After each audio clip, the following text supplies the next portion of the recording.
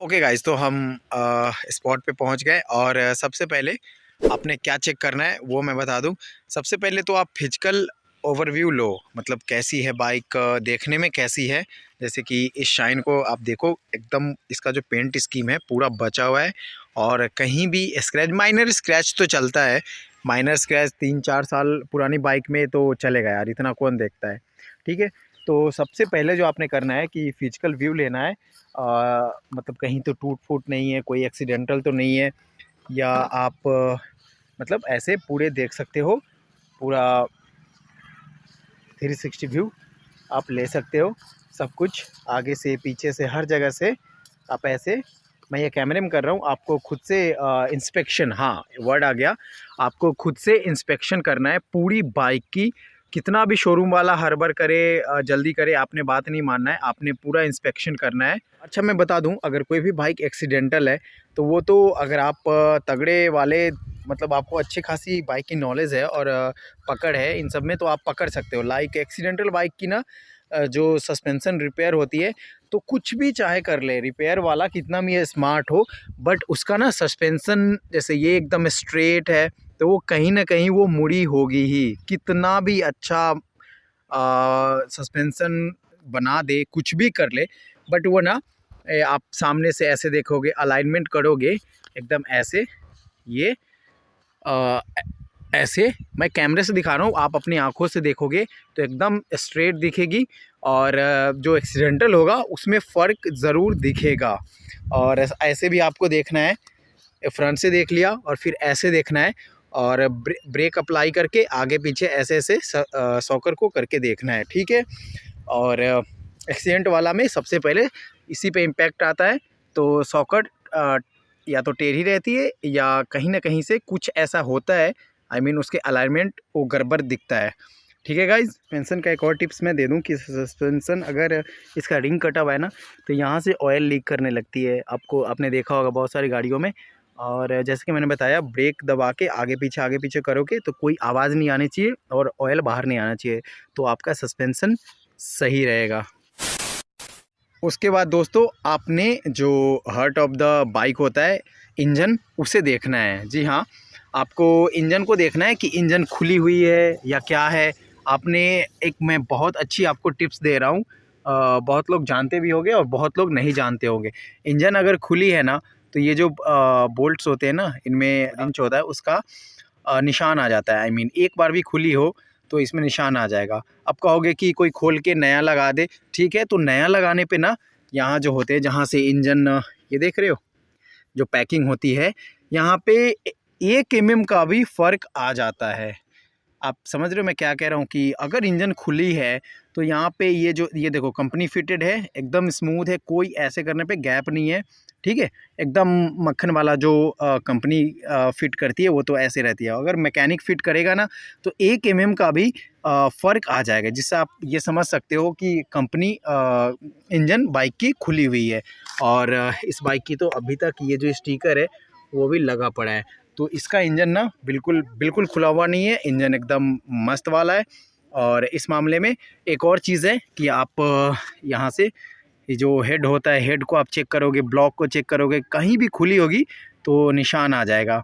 ठीक है, और गाइज इंजन की बात चल ही रही है, तो आपने क्या करना है ना कि इसको खोल के आपको यहाँ पे ओरिंग होता है, ओरिंग को चेक कर लेनी है और इंजन ऑयल चेक करना है। आई मीन इसको खोलोगे ना तो ये निकलेगा बाहर ऐसे। मैं इसी बाइक की बात नहीं कर रहा हूँ, मैं सुपर बाइक हो गया या कोई सी भी सेगमेंट की बाइक हो गई उसकी बात कर रहा हूँ। इसको खोलोगे और इंजन ऑयल आएगा उस पर लगा हुआ, हाथों पे ऐसे लेके ऐसे ऐसे चेक करना है। वो काला हो गया है तो आप बोलोगे उसको, डीलर को या जिससे भी आप बाइक ले रहे हो, चेंज करा दे। अगर ठीक ठाक है कलर उसका तो आप चलने दोगे। ठीक है, और एक और साथ, सेकेंड हैंड बाइक्स में ना अक्सर टंकी नीचे से लीक रहती है। आई मीन उसका जो चदरा होता है नीचे से, जो ये टंकी जिससे मेटल से बनती है वो नीचे से फूट जाती है, तो वो सब ऐसे आप यहाँ से देख लोगे। तो यही कुछ है। अब बढ़ते हैं अगले पॉइंट पे। इसी के साथ आप एक और जो चीज़ है उसे चेक करोगे, क्लच प्लेट। जी हाँ, पुराने बाइकों में अक्सर होता है कि क्लच जला हुआ होता है और पावर कम मिलता है। तो आपने क्लच कैसे चेक करना है, आपने जब टेस्ट राइड लोगे ना तो आपको खुद पता चल जाएगा। एक गियर में बाइक को उखाड़ना है, मतलब भगाना है। अगर भागा तो ठीक है, नहीं तो जली हुई होगी और यहाँ से स्मेल भी आती रहेगी। ओके गाइज, इंजन की तो बात हो गई। अब अगर आपकी बाइक गिरी हुई है या फॉल हुई है, या तो रोड पे हो या ऐसे गिरी हुई, तो दो पहचान होते हैं। एक तो चलो इसका जो बार्डिन्स होते हैं वो टूट जाता है या घिस जाता है। तो इस केस में देखो बार्डिन्स इसके एकदम सही है। अब कहोगे कि ये कोई गिरने के बाद नया लगवा सकता है, ठीक है। तो ये क्लच लीवर है, ये यहाँ से टूट जाता है या घिस जाता है गिरने पे, क्रैश करने पे। I am talking about crash. और ये लेग गार्ड जो है, लेग गार्ड यहाँ पे क्रैश करने पे या गिरने पे ये पूरी ख़त्म हो जाती है। यहाँ से पूरे में स्क्रैच आ जाता है और पूरा ये हट जाता है। और ये तो ये हो गया। और ज़्यादा ब्रूटली गिरा हो तो इंडिकेटर टूटते हैं, हेडलाइट पे भी स्क्रैच आ जाता है पूरे पे। तो इससे आप ये पता कर पाओगे कि बाइक फॉल की हुई है, आई मीन स्लाइड की हुई है, गिरी हुई है, घिसी हुई है। ये सब आप पता कर सकते हो। हम लोग बात कर रहे हैं कि फिजिकल व्यू के बारे में। तो फिजिकल व्यू पे आप ये भी मार लोगे, जैसे इसमें ये देखो फ्रंट टायर बिल्कुल ख़त्म है, तो इससे मैं चेंज करवाऊंगा। ये तो आंखों से ही दिख जाता है। बोलूँगा आप ले रहे हो, अगर टायर ख़राब है तो उसका पैसे मैनेज कर लेना कैसे है। और रियर टायर में दिखा दूँ, ये देखो, तो ये चलेगा।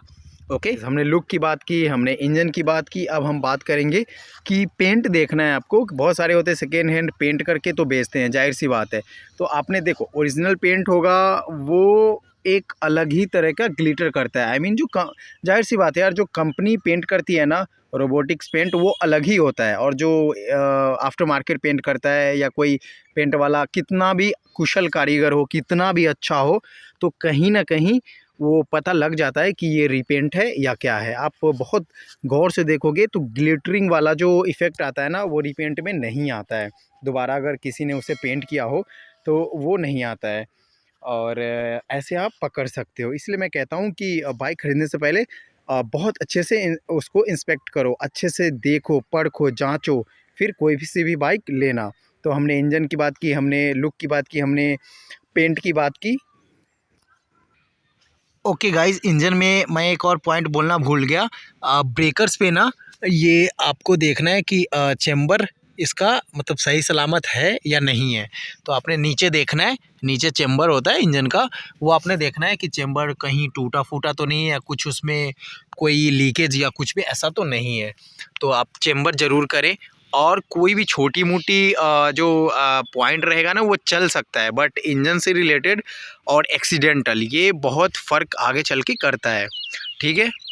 ओके गाइस, जो कुछ भी मैंने पॉइंट्स बताएं वो तो आपने करना ही करना है, बट उससे भी एसेंशियल और ज़रूरी जो चीज़ है वो है नंबर का। तो बहुत जगह होता है ना गाइस कि नंबर छुपा के रखते हैं, पता नहीं क्यों।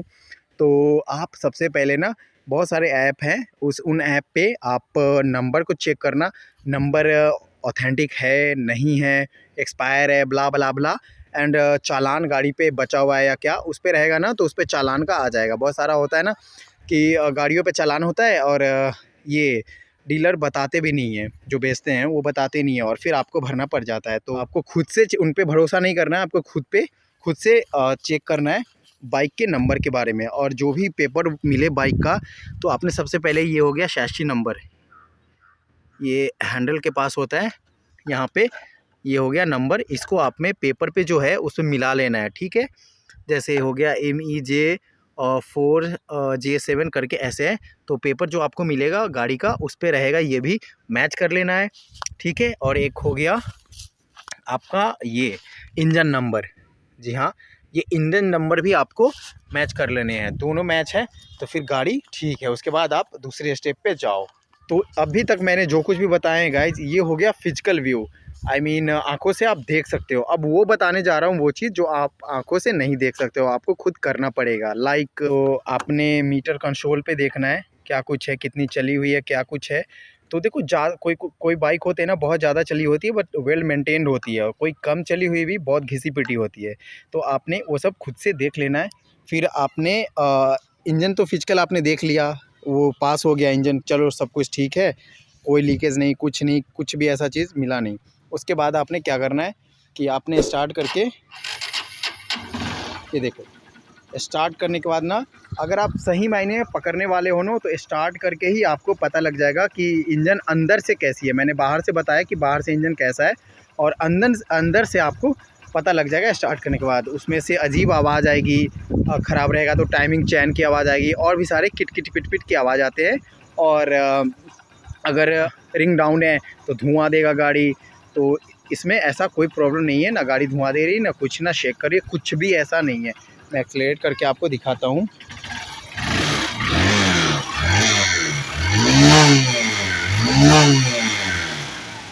ये देखो गाइस, तो बहुत सही है, कुछ भी गाड़ी धुआं हुआ नहीं दे रही है, एक नंबर है। मैं पीछे से भी आपको दिखा देता हूँ, लुक एट दिस, गाड़ी बिल्कुल धुआं नहीं दे रही है।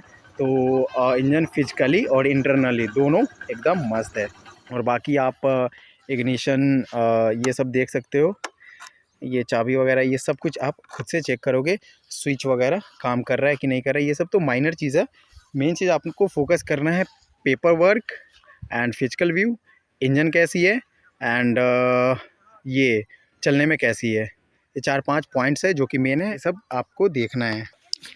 ओके गाइज, सब कुछ अगर डन है, सब कुछ ठीक ठाक है, पेपर वर्क सब कुछ, तो लास्ट में आप क्या करो, आप एक टेस्ट राइड लो। बिना टेस्ट राइड के ना आप बाइक मत लेना, याद रखना, बिना टेस्ट राइड के आप बाइक किसी कीमत पे मत लेना, ठीक है। टेस्ट राइड लोगे, आपको बाइक चल कैसे रही है वो सब पता लग जाएगा, मतलब ठीक है। टेस्ट राइड आप करोगे ना, बहुत कुछ आपने, बहुत हद तक आप समझ जाओगे कि बाइक किस हाल में है, मतलब चल क्या कुछ चली है, कैसे क्या कुछ है, चलाने के बाद समझ में आ जाती है। बहुत कुछ है जो ऐसे खड़े खड़े समझ में नहीं आती है, और चलने के बाद समझ में आती है। तो आप चलाकर देखो, और सब कुछ है तो गो फॉर इट, ठीक है। यही थी video guys, thank you for making me part of your day. I will see you soon in the next video. तब तक के लिए बाय, टेक केयर, खुदा हाफिज़, live your life, live your dream, boom. Subscribe कीजिएगा channel को, ताकि ऐसे ही वीडियो मैं लाता रहूँ।